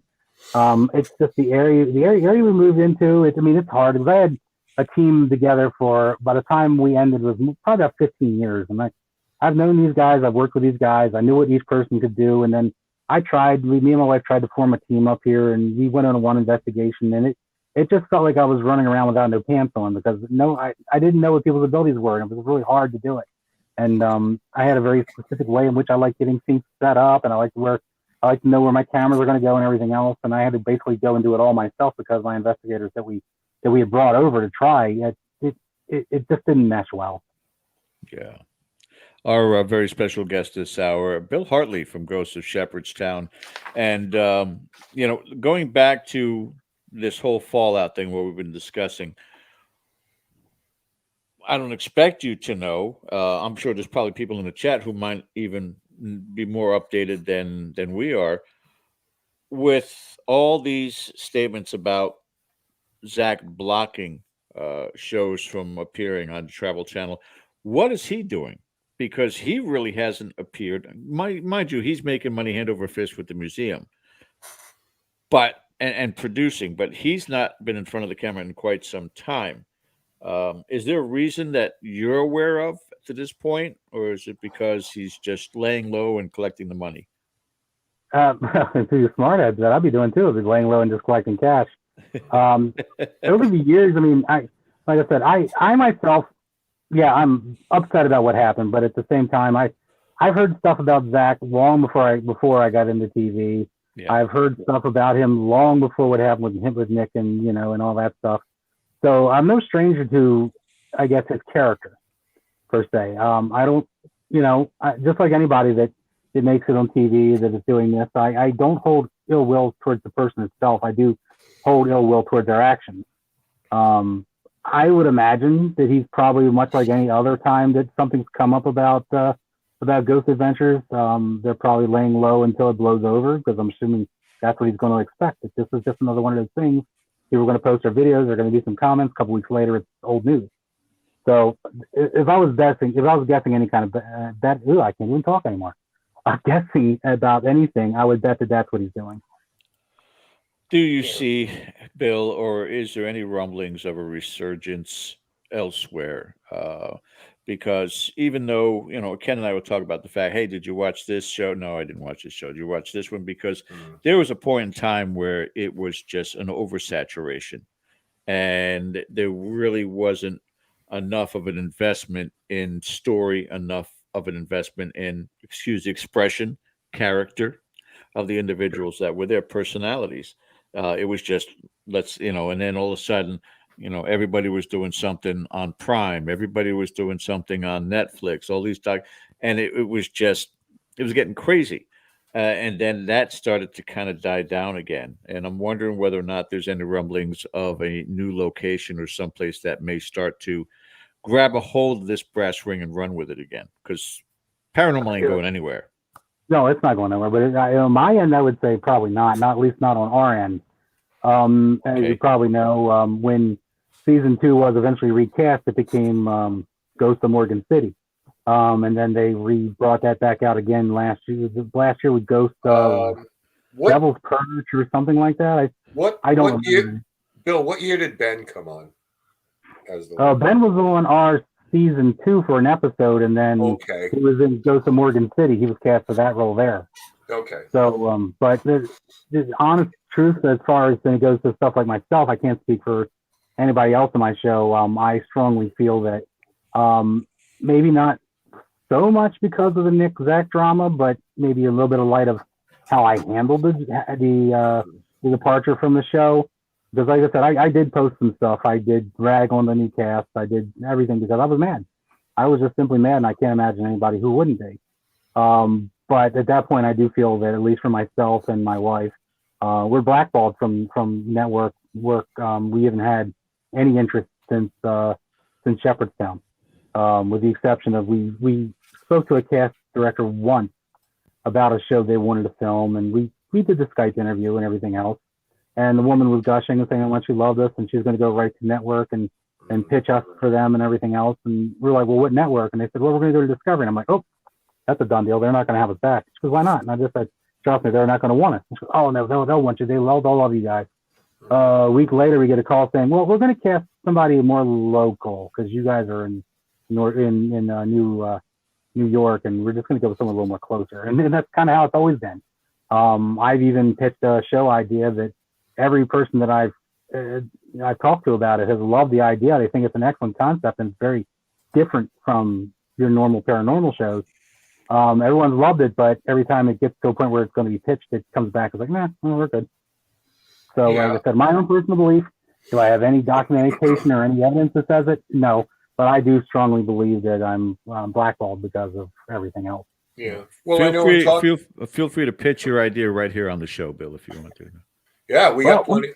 We have learned very recently that pitching anywhere in public is a bad idea. My wife, who was on set with us during season 2 and was around both people from the network and from our production company, apparently listened to her talking about what she would like to see as a show, not pitching, just saying this is my idea for how I would like to do a show. Turned into a Netflix show this past October. So I don't give that too far. I don't give that out too much. Ken has the experience where he was pitching for a show about the ships and the sea around the New England area. Right. What did Zach do? Boom, he came out with that. We actually did on air, on dead air. That was weird. We did our first communication between Rolling Hills Asylum and my home in Palm Coast, Florida, with spirit boxes and spirits traveling. And when he did the one where it was the 3 locations, the Winchester House, Bobby Mackey's, and I forget the 3rd location. And, you know, he looks right in the camera and goes, and no one's ever done this before. And I'm like, you listen to our show, you son of a bitch. I knew it. Yeah. He's an idea stealer. Well, you know, and that's a thing. And I'll just get into this real quick because, like me, I think that you just sort of, not that I ever had interactions with Zach Bagans or anything, but those 2 examples that George cite were just a little bit weird. Yeah. So you have an idea where a show is pitched and it comes across somebody's desk. And I was told when we were going through this, long before any of this happened, I mean, I'm going back 5-6 years, that I was told by a producer there who's no longer with the network, he's moved on to something else, that what they do is run all these shows, all the pitches for new shows. They kind of get his, you know, blessing or curse or input on these things. And I remember at the time saying, well, I guess that's a pretty good deal where, you know, you're the consultant for all these things. And then George, like George says, you know, we're going to do something in the New England area about pirates and, you know, legends and ghosts. And next thing you know, it's like Ghost Adventures is doing Ghosts of the Pacific or something like that. So just think things that make you go, Yeah. But what was it? Because it sounds like you kind of just made your peace with it. You know, you got some things off your chest, you vented. Fine. You know, listen, we all do that. Sometimes you just call somebody and do it. Now we have the wherewithal to let the world know how you feel. But was there something in particular when Dakota made his post and Nick made his post that just kind of triggered something in you that just said, you know what? Yeah, I'm going to revisit this because I got something to say about this.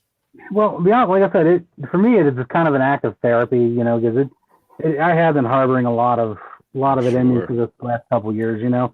Right. But when the Dakota incident came up, I reached out to him. My wife, who knows him as well, reached out to him and back and forth. And Dakota, I told Dakota, I said, because he told me, I'm going to say my piece. I'm going to let people know what happened. I'm going to do this. And I'm like, well, that's not a bad idea. Maybe I should too. And he encouraged me. He said, you should. He says, I think anyone that's had this problem, that's been dealing with, not only does Zach, but anybody that's had this problem being shut aside because of somebody else should tell their story. And I thought about it and I was like, well, I would like to, but at the same time, I'm still protective as to what I will say, because like I said, at that point, Nick has not made his video. He has not gone public for anything. And I didn't want to be the guy that jumps over him and says it, because it's not my place.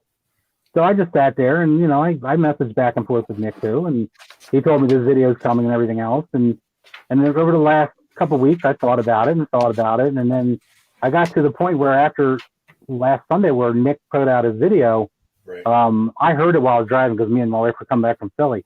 So I'm hearing it. I'm like, well, great. He's told his tale. And then Krista looks at me and says, well, you should do it now. You should tell your side of it. You should put it out. And I'm like, maybe. And I was apprehensive and I thought about it. And I thought about it Monday and I thought about it Tuesday and Wednesday. I said no. And then Thursday I said, screw it. Let's just go ahead and do it. Because I'm just going to say it and get it over with. It's not going to hurt me anymore at this point. You know, it's just, I feel that over the years of dodging the questions, I want to be able to be straightforward to the people who have supported us and have supported the show. And me in particular, because even with posting this video, I've gotten such overwhelming support from people that I've never talked to. And it's amazing. It's astounding. So I felt really great about the whole thing. But yeah, it had to take Dakota to do what he did, for Nick to do what he did, for me to do what I did. It was a domino. Well, let me ask you a question now, because there's some indications, of course, nobody can prove it, like with Sure. the pirate idea or whatever the case may be, that if you run across all this inside information and you can cherry pick ideas from it.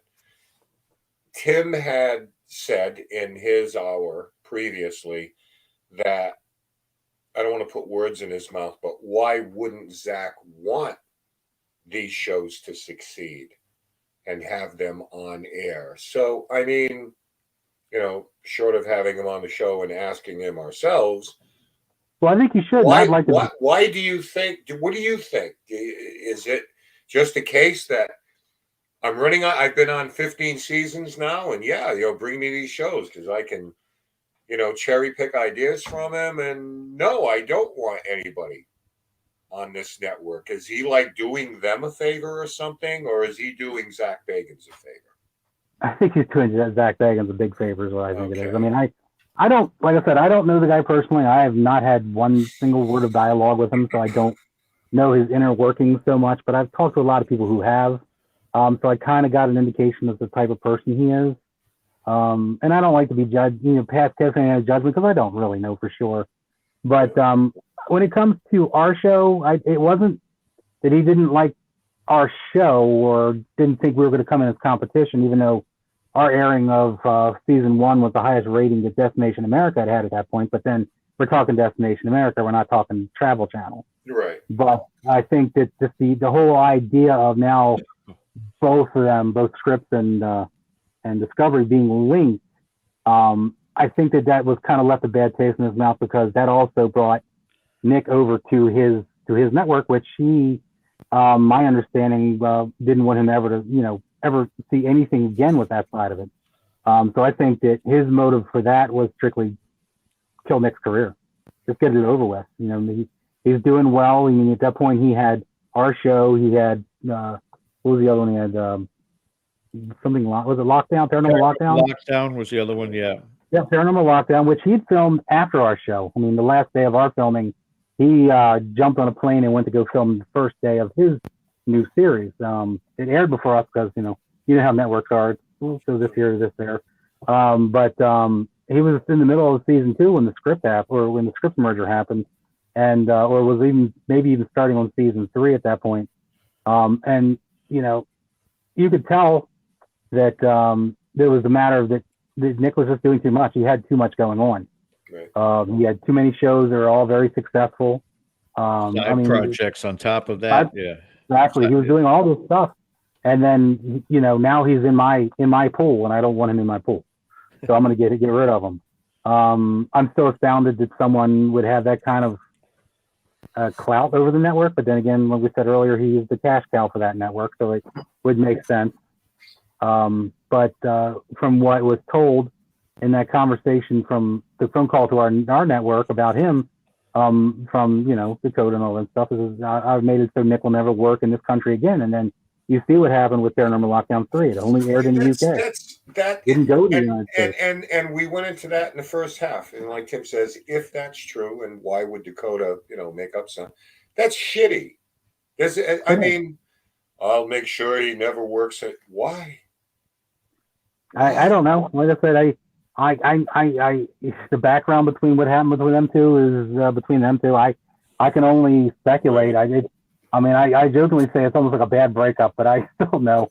I mean, it's literally like now that you're gone, I want nothing to do with you. I don't want to see you. I don't want nothing with you around me.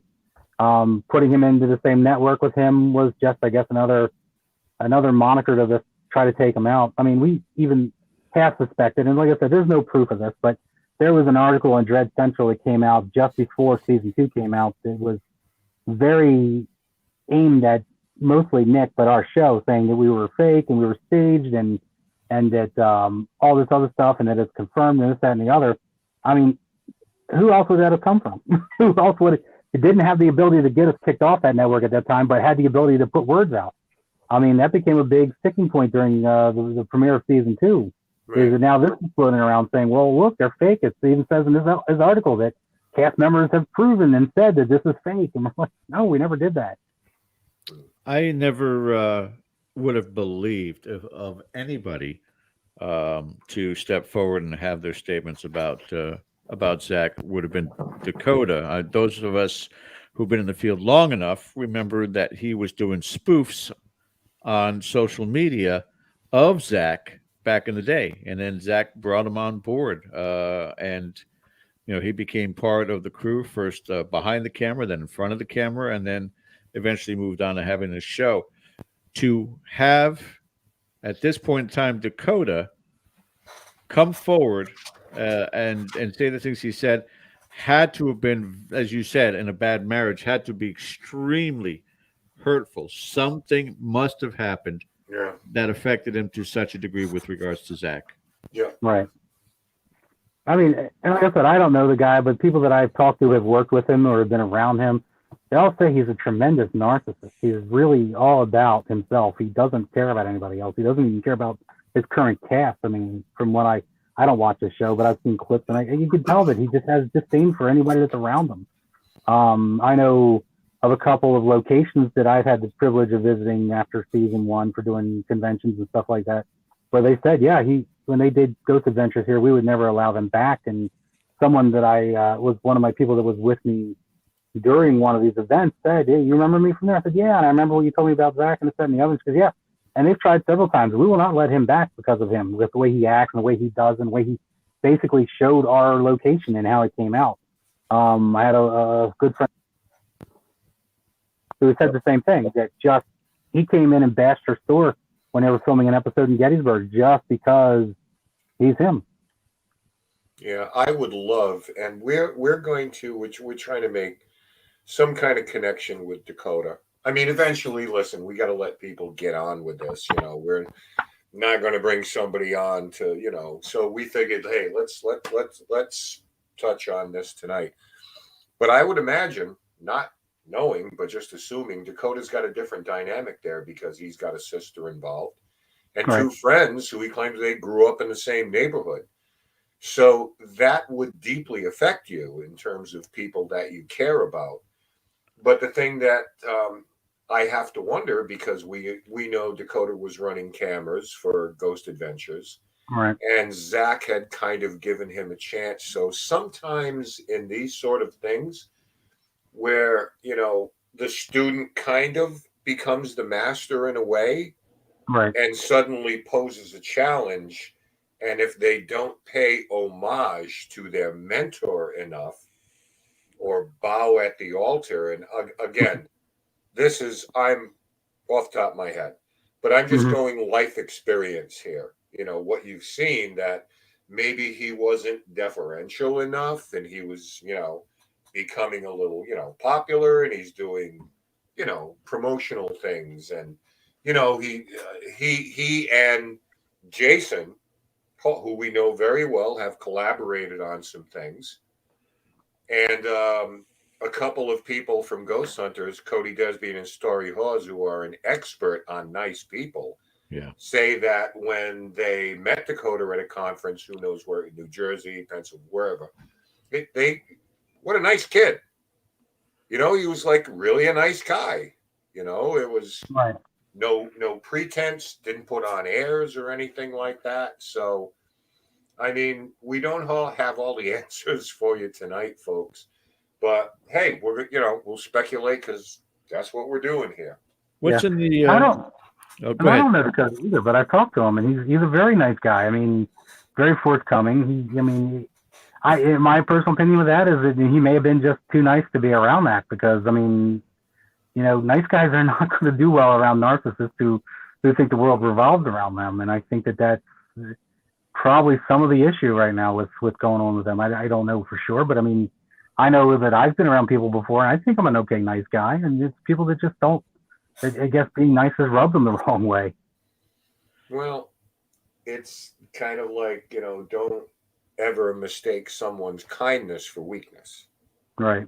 Either, because when backed into a corner, we all have our limit, we all have our button, and this is what's been going on this week, for whatever the case may be. But as I said earlier, I think right now, you're probably not going to see Nick doing a lot of shows, or Dakota. They're going to do their thing because right now they're controlling their own message, as you did. I have something to say, and if you don't want to answer something, even whether it's from us tonight or, I'd prefer not to answer that. I've said my piece. So there's some I try to value stay in an that open too. book.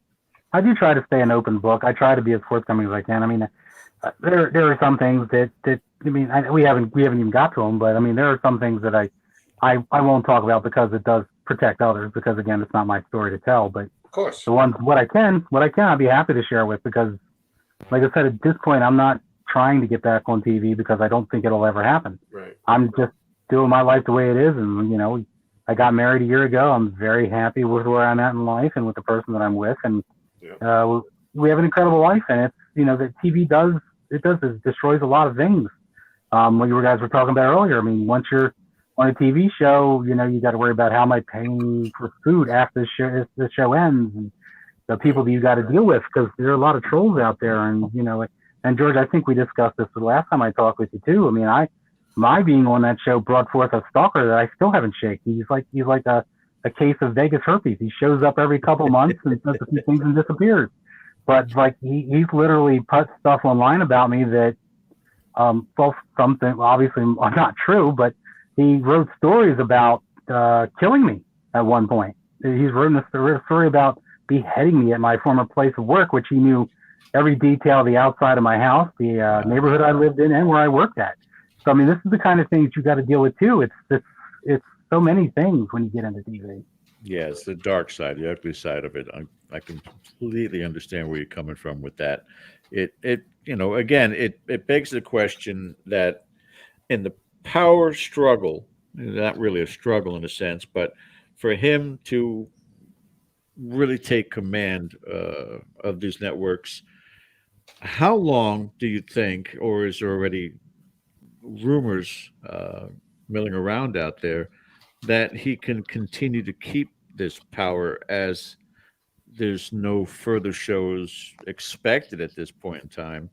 I mean, does it come a point in time where the powers that be say, we've bled you dry and we don't need you anymore?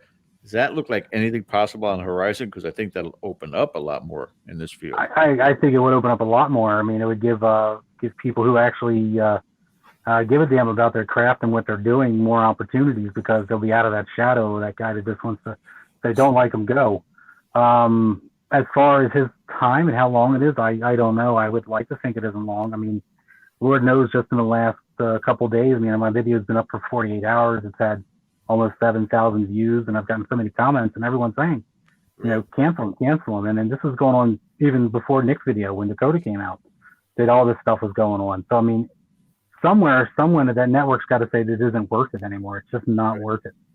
I mean, then there's other rumors that are floating around, but you can only take them with a grain of salt. I mean, I've heard that networks are pulling away from paranormal. I've heard that certain shows have been canceled, and I mean, you've seen even on Facebook, there are people that are putting up memes that have like, this show canceled. These are ones that no one has announced canceled yet. So, it may be coming to the point where the paranormal entertainment is starting to thin out, which, when we talked about earlier, isn't necessarily a bad thing, because then when it does have another spark, it can at least maybe bring forth new content and new people and new ideas. Because being in the paranormal, you can't stay in the same thing. You've always got to theorize another way of catching what you do anyway. So this may give sparks to the next guy that can do it.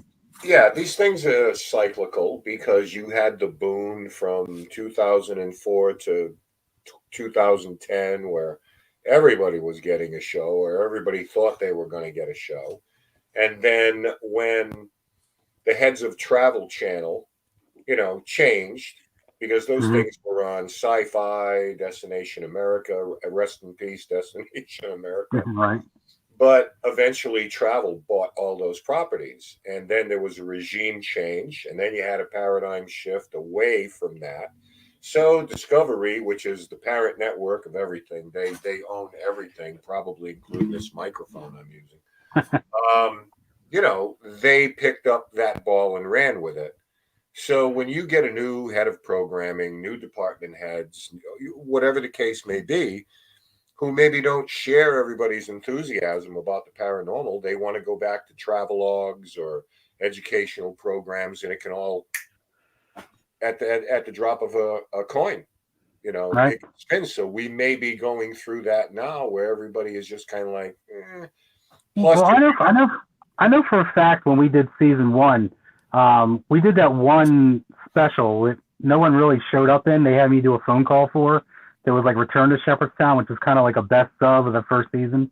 And it aired on TLC. I originally said on my other video at a different network. It was TLC. And I think their idea was they were going to try to move it over to TLC, but a new head of production there said, or the head who makes all the decisions said, we don't want that show on here, which is why we ended up back on Travel Channel.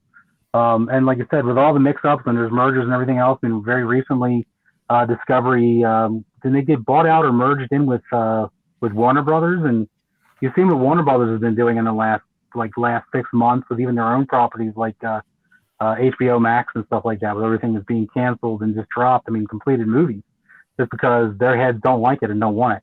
So I mean, a lot of that's going to fall into whoever's in that seat at the time. I mean, will dictate if there's paranormal shows or not. I mean, there's nothing anyone else can do about it. You know? Right. That's right. You know, we don't want to see our favorite shows canceled, but listen, everything has a shelf life, including us. You know, and you just have to come to grips with that. Yeah. No, that's very true. And I mean, you could look at Zach down the way as the lesser of multiple evils. If, you know, he's replaced and the next guy comes in is, you know, evangelist and says, I don't want any of this stuff on the channel. I mean, anything is possible out there. That's why I was asking whether or not you heard in the rumor mill other networks that might move into that direction, you know, and I'm surprised. I know. I mean, I know a lot of people are going to YouTube. People are doing a lot of YouTube stuff and all that stuff, and that's all well and good. I mean, even Dakota's raising money so he can do his own show on there, and that's, you know, to each his own. That's great. I mean, other networks like A&E used to produce paranormal shows, or some of them. What they did, Ryan Buell's show. I remember those days. They did Ryan Buell's show, and they did Psychic Kids, which I was on an episode of. Third much that herself. But yeah, I was on. Third or fourth episode, wasn't it? Well, they aired it first, but it was like filmed like third or fourth, something like that. Okay. We were the premiere episode for season 3. Bill, is there anyone that you're aware of or that you suspect that may wind up having an opinion also? You know, I wonder, because Ghost Adventures really isn't airing anymore, why Aaron has been gagged, why Jay has been gagged, why these guys haven't had any opinions to that. I mean, if you look at the fan base out there, and even when you went to these particular events when Ghost Adventures had them, people would come up to Aaron and, you know, why do you put up with all of that? And why are you the one that's told to do all this? And why don't you stand up for yourself? And you wonder whether or not that plays on his psyche after a while, and whether or not there's something down the way, unless he's still, or in perpetuity, getting royalties for the show as it's in syndication. I don't know. But again, the bulk of that question is, do you see anybody else coming forward with regards to Zach and I would hope so. I know there are other people that are looking at coming out and coming forward about their own experiences with Zach. My wife and I are friends with a man named Keith Linder who was on an episode of Ghost Adventures. The episode was called Demons in Seattle, and they were there for just a few hours, and they basically went out of their way to say that his location wasn't haunted, to the point where they took to online bashing of Keith and everything else. And that kind of what brought my now wife into it. They had reached out to looking for different teams to try to investigate it, to prove, look, this guy from TV is saying that my house isn't haunted. We legitimately need help. This stuff is happening. We're not faking it. And they monitored his house for months remotely, because she at the time lived in Pennsylvania and his house is in Seattle. So they had all these remote cameras up, and like they were taking turns watching video all day long, and they saw evidence and they saw stuff happening that brought them out there. My wife, who lived out there for a couple weeks, also lived there with a team from the UK who also investigated. All of them found evidence. And then when it came out, Zach attacked all of them online too, and then blocked them. Now, when it comes to the current cast of Ghost Adventures, I can only say one of two things. One, they're probably still want to be there in case the show comes back. And two, you can only whip a dog so many times before they're obedient with their head down. I mean, you can see that. It's very clear. That's what's happening. This was like Aaron. I want to say in the time we have left here, we got about 4 minutes. I think we owe it to you at this point. First of all, thank you for sharing, Bill. Yes. Your experiences. But, you're involved in the paranormal. I know your wife, Carissa, as well. So why don't you take some time to tell us what, your involvement is, what you're doing, a little bit about groups you're working with, or, what exactly are you guys doing right now? I'm not doing anything. My wife is a psychic and a medium, and she does reading for people. That's her income. She does that. She's helped a lot of people through both either missing cases or to pass away. So there's a lot of that for her side. Me, I'm just sitting here in my Star Wars themed office, just working every day. I've not been involved in anything paranormal or even been doing consultations with anybody in a very long time, just because I just kind of fell away from it. I mean, I'd like to get back to it, but it's a tricky thing, It's like I want to do it, but a part of me is involved in a lot of this stuff now, and I'm very happy that I haven't necessarily been involved with all the television drama that's been going on recently. Bill, we've only wound up a little bit of a difficulty on your mic towards the end of the show, which is great. We could hear you all the way through. Is that an external mic you've got hooked up? Should be better now. Oh, fantastic! Now I should have done that to the beginning of the show. Yeah, let's redo this. All right, let's go back to one. Another 2 hours. What were your thoughts on so far this season of Mandalorian? Oh, I'm very into this season of Mandalorian. I've been a fan of it since season 1 anyway, but the season's looking really sharp for me. I like it a lot. Yeah. Will Sebastian Stan show up as Luke Skywalker? He looks good. I don't think they'll bring him on, but he looks good. And to be honest with you, this year, I'm more excited for Star Trek Picard season 3 than I've been any of the Star Wars properties. Fantastic season.